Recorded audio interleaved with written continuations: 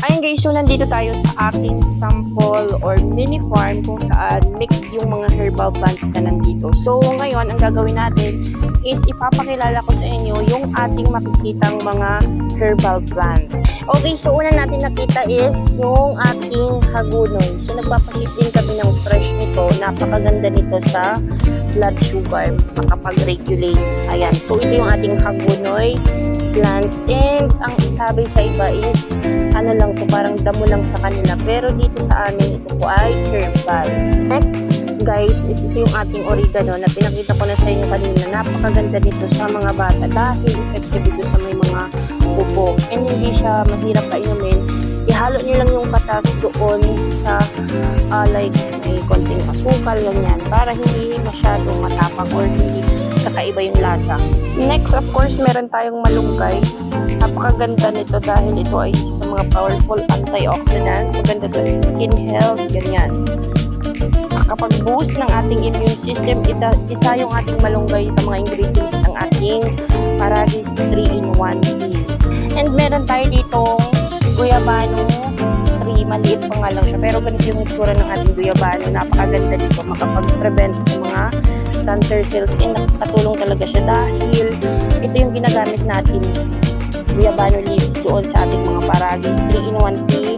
Ayan, so ganito yung ingredients. Ganitong dahon yung kinukuha natin doon sa malaking puno. Next naman is yung ating balbastusa. Ito naman is yung balbastusa or java tea. Napakaganda naman ito sa may mga kidney, sa may kidney stones, UTI, diuretic po ito, parang yung sampung. Ayan, so ito naman po ay yung ating Paradis. Ito yung itsura ng ating Paradis. Ito yung bulaklak niya. And ito yung kanyang itsura. Napakaganda nito dahil si Paradis ay natural na pang-detox katawan dahil talagang ilalabas niya yung dumi. And by the way, yung ating mga Paradis tea, ito yung ingredients, buong plugs nito kasama yung ugat, yun po yung ating raw materials. And next naman, ito yung ating damong Maria. Guys, napakaganda dito mag-regulate sa mga babae, mag-regulate ng menstrual cycle. Napakaganda mag-balance ng ating hormones. And kapag delayed ka, napakabilis nitong tulungan yung katawan natin na magkaroon ng regla. And ito naman po yung ating bestseller, yung ating serpentina plants. So, as you can see, prenune natin yan, kaya meron siyang panibagong suki. And napakaganda rin nito guys, mag-regulate ng ating menstrual cycle tayong mga kababaihan. And ang pinagkaiba lang dun sa damong Maria nito is grabe ang pait nito. Okay, pero syempre, hindi lang porkit mapait, talaga naman ang benefits nito is grabe. Subok na ang ating serpentina. Napakaganda rin ito sa may diabetes, nagre-regulate ng sugar, ayan. And napakabilis ng kanyang effect. Ayan, so talagang trusted na yung ating serpentina. Kapag may binili kayo na hindi mapait, hindi po yung serpentina. And next, meron tayo dito papaya guys. Napakaganda dito mag-increase ng ating platelets production para siya yung tawa-tawa.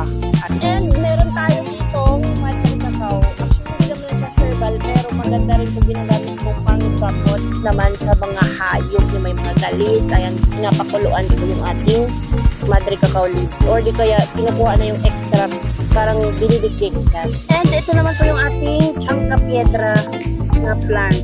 Ayan, so nag-iisa lang yung ating couple dito, medyo kapatay-patay. So ito yung itsura na ating changka piedra. Ito ay tinatawag na seed underleaf. Kasi yung buto nyo, ayan, nasa ilalim yung dahon. And ang changka piedra guys, isa din siya sa pinakamapait, no? Yung serpentina natin mapait, pero ibang klase din yung pait ng ating changka piedra. Ayan, so ganito yung itsura ng ating changka piedra. Ang dami niyang ito. And po tayo mag-iusap na lang, lalo na kapag lagi naman patay. Next po is yung ating tawa-tawa plant. Ito sa mga epektibo na nakakapagpa-increase ng ating platelets. And yung halaman na ito ay napaka-inom din sa may mga asthma. Ayan, ito yung kanyang buto, and kapag nalaglag mo yan, busa na po yan mabubuhay kapag naging matured, katulad nito. Ito yung kanyang seeds. And pag nalaglag yan, yun na yung magiging panibagong buhay niya. Ayan guys, ito yung ating sambong herbal plants. And ang sambong herbal plants po ay isa sa mga aprobadong herbal plants ng DOH dahil ang daming pag-aaral na ito po ay talagang subok sa ating mga kidney stone and UTI. And dahil meron itong anti-inflammatory and diuretic properties. Next naman po is meron tayo dito Acapulco. Ang Acapulco po ay isa din sa mga aprobadong herbal plants ng COH10. Ito ay isa sa mga anti-fungal. Napakaganda nito sa mga sugat. And talaga sa mga kapit-kapit. Ito yung ating Acapulco. Para siya mga pero malapit. Ayan. And meron tayo dito lemongrass plants. Isa ito sa ating mga ingredients sa ating parating 3-in-1 with moringa and lemongrass. Yung ating lemongrass. Napakaganda nito makapag-boost ng ating immune system. And talagang natural pang-detox din yung ating lemongrass. And meron din tayo guys ang ating mga plants. Ayan. Ito yung kanyang dahon. Para siya mga hard to live. Pag kaya mabilis natin ma-identify yung ating makabuhay. And yung kanyang katawan is ganito yung words. Para siyang may umpok-umpok. Isa ito sa pinakamapait na herbal plants. Kaya napakaganda nito sa may mga diabetes. And napakabisa din ito mag-regulate ng ating regla. Ayan sa mga babae. Napakabilis. Parang inaano yung katawan. Pinipwerte yung katawan natin na magkaroon ng regla. Kaya ito po ay bawal sa mga buntis at